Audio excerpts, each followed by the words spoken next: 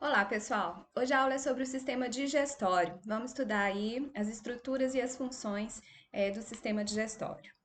Bom, os seres humanos, para manterem as atividades do organismo em bom funcionamento, precisam captar os nutrientes necessários para construir novos tecidos e fazer a manutenção dos tecidos danificados. Necessitam de extrair energias vindas da ingestão de alimentos.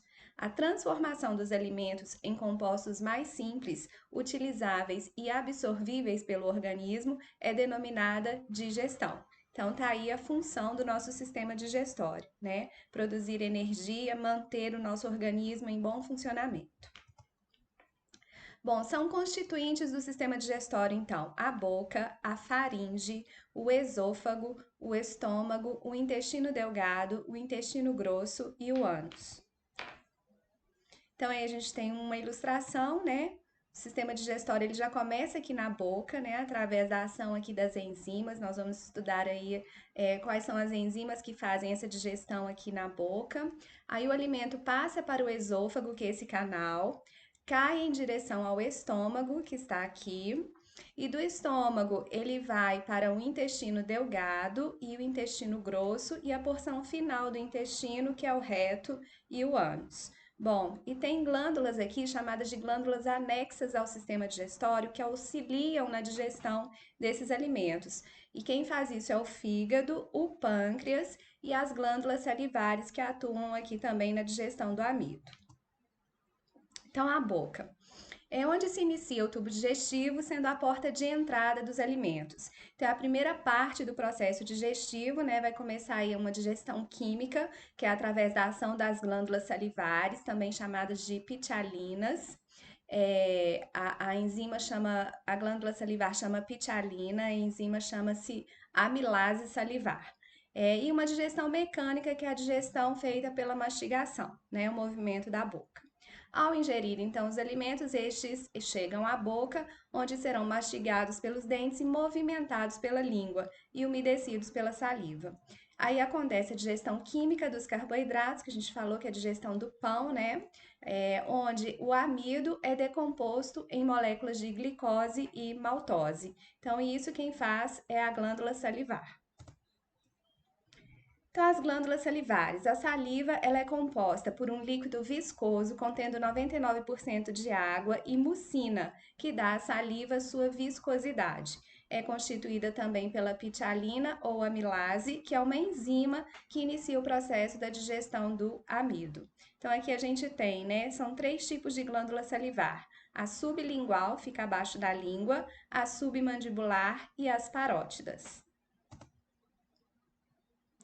Bom, a faringe e o esôfago. A faringe é um tubo que conduz os alimentos até o esôfago. Lembrando que a faringe, ela é uma estrutura comum tanto ao sistema digestório quanto ao sistema respiratório. Então, na respiração, a gente também tem a faringe atuando. Aí a gente tem aqui uma observação importante que é a epiglote. Na verdade, a epiglote ela é do sistema respiratório, ela é uma cartilagem acima da laringe que fecha a glote no momento da deglutição. Quando a gente engole um alimento, esse alimento tem que cair no esôfago, né? Que é essa cavidadezinha assim, esse tubo que fica aqui logo atrás da traqueia. Então, para isso acontecer, no momento que a gente está engolindo, essa cartilagem fecha a laringe, ela chama-se epiglote. E o esôfago continua o trabalho da faringe, transportando os alimentos até o estômago, devido aos seus movimentos, chamados de movimentos peristálticos, que são contrações involuntárias. Então, o esôfago ele tem um movimento para ajudar o alimento a descer para o estômago. Aqui a gente tem uma animaçãozinha da epiglote, que é essa cartilagemzinha aqui que está se movendo. Ela está fechando a laringe, aqui a laringe que vem a traqueia que passa o ar nesse, onde eu estou mostrando o cursor aqui. Então, quando a gente engole, o que que acontece? O alimento tem que vir para o esôfago, né? Então, ela está fechando, a epiglote fecha a laringe para o alimento ir para o esôfago.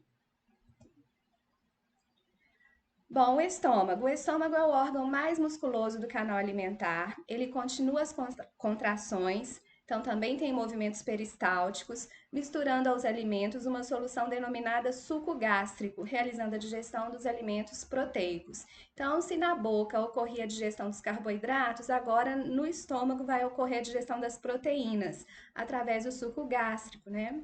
O suco gástrico ele é um líquido claro, transparente e bastante ácido, produzido pelo estômago. Contém ácido clorídrico e o pH dele é igual a 2 e enzimas. Então, o suco gástrico ele é muito ácido, ele tem muita acidez, pH dele é igual a 2, sendo que o pH varia até 7, né? De 0 a 7. 7 seria um pH neutro e de 7 a 14 seria um pH básico. Então, o pH 2 ele é bastante ácido. A principal enzima é a pepsina, cuja função é iniciar a digestão das proteínas, quebrando-as em proteoses e peptonas. Então, aqui vai começar a digestão da enzima, da proteína, né? Essa enzima chamada de pepsina é uma enzima que atua aí no estômago, fazendo a digestão dessas proteínas.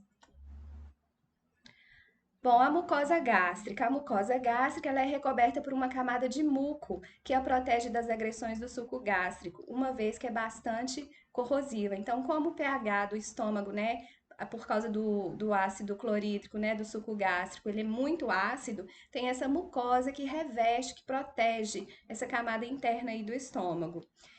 Então, vale lembrar, né, gente, de se alimentar comidas mais saudáveis, né? Alimentos muito gordurosos, muito refrigerante, muito doce, vão prejudicar aí esse muco, né? E aí acaba ocorrendo essas doenças, né? Inflamação dessa mucosa chamada de gastrite ou surgimento de feridas, que é o caso das úlceras gástricas. E aí a gente tem aqui as partes do estômago, né? Essa primeira parte aqui, onde o esôfago encontra a primeira parte aqui do estômago, é chamada de cárdia. Aí a gente tem o fundo do estômago, o corpo, o antro e o piloro, que é a parte finalzinha aqui do estômago, onde ela vai encontrar agora o intestino delgado. Então, o intestino delgado, ele é um órgão dividido em três partes, o duodeno, o jejunum e íleo. A primeira parte do intestino delgado é formada pelo duodeno, que é responsável por receber o bolo alimentar altamente ácido vindo do estômago, denominada quimo. Para auxiliar o duodeno no processo digestivo, o pâncreas e o fígado fornecem secreções antiácidas. Então, esse bolo alimentar chamado de quimo é a digestão do estômago, né? Ele é muito ácido e aí agora a gente tem que ter enzimas para neutralizar essa acidez que vem do estômago. E quem pode ajudar nisso é o duodeno, é o pâncreas e o fígado, que são glândulas anexas ao sistema digestório e que vão aí atuar também nessa digestão dos alimentos. Então, aí a gente tem as glândulas anexas, né, ao sistema digestório. O pâncreas e o fígado não são órgãos, eles são considerados glândulas anexas. Por quê? Porque eles estão ali auxiliando o sistema digestório. Então, o pâncreas, ele produz e fornece ao intestino delgado o suco pancreático, que é constituído de íons bicarbonato, neutralizando assim a acidez do quimo, que é aquela digestão do estômago que a gente estava falando. E o fígado, que é a maior glândula do corpo, por sua vez, fornece a bile, que é secretada continuamente e armazenada na vesícula biliar. Bom, a bile apresenta sais biliares que emulsificam as gorduras. Então, a função da bile, né, do fígado, é emulsificar as gorduras, aumentando sua superfície de contato e facilitando, assim, a ação das lipases, que é as enzimas que digerem os lipídios. Então, a gente pode fazer uma comparação aí que a bile funciona como se fosse o detergente, né? Quando a gente põe um detergente na gordura, né, e vai lavar uma panela, uma louça, o detergente quebra aquele óleo em várias gotículas, né? Então, o que a bile está fazendo também é isso, emulsificar as gorduras, quebrar a gordura em partículas menores. Então, a gente tem aqui o fígado, né, que é a maior glândula do corpo, que vai produzir a bile, vai ser armazenada aqui na vesícula biliar, e o pâncreas, que vai produzir o suco pancreático e vai lançar esse suco pancreático aqui no intestino delgado. E aí a gente tem então o desenho aqui, o intestino delgado, esse mais fininho, né? E por volta dele aqui a gente tem agora o intestino grosso e a partezinha final chamada de reto e a parte final do intestino é chamada de ânus. Então, ao final deste processo no intestino, o bolo alimentar se transforma em um material escuro e pastoso, denominado quilo. Então, agora o quilo é a chamada da digestão do intestino. Então, a digestão do intestino chama-se quilo, contendo os produtos finais da digestão de proteínas, carboidratos e lipídios. As últimas partes do intestino delgado, jejum e ilho são formados por um canal longo onde são absorvidos os nutrientes. Apresentam em sua superfície interna vilosidades que são vários dobramentos. Então, uma característica do intestino delgado aí são essas vilosidades, né? E eles vão fazer aí a função do intestino delgado, então, é fazer a absorção aí de nutrientes que ainda não foram absorvidos.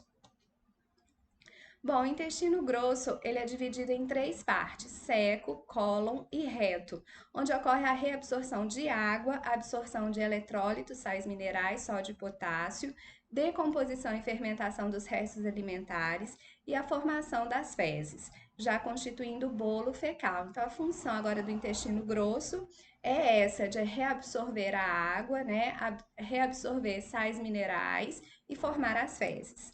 O seco vamos só voltar aqui, que eu voltei um antes, né? O seco, ele é a primeira parte do intestino grosso, que tem como função receber o conteúdo vindo do intestino delgado e iniciar o processo de reabsorção de nutrientes e água.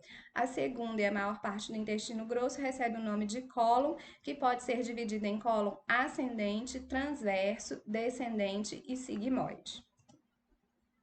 Bom, agora o ânus. A última e a menor parte do intestino grosso é o reto, responsável por acumular as fezes, até que o ânus as libere, finalizando o processo da digestão. Durante todo esse processo, o muco é secretado pela mucosa do intestino para facilitar o percurso das fezes até sua eliminação. As fibras vegetais não são digeridas nem absorvidas pelo sistema digestivo, passam por todo o tubo digestivo e formam uma porcentagem significativa da massa fecal. Então, a importância de se incluir as fibras, né, os vegetais, na nossa alimentação para auxiliar a formação e a eliminação das fezes. Então, mais uma vez aí, a importância da alimentação saudável. Bom, pessoal, por hoje é só.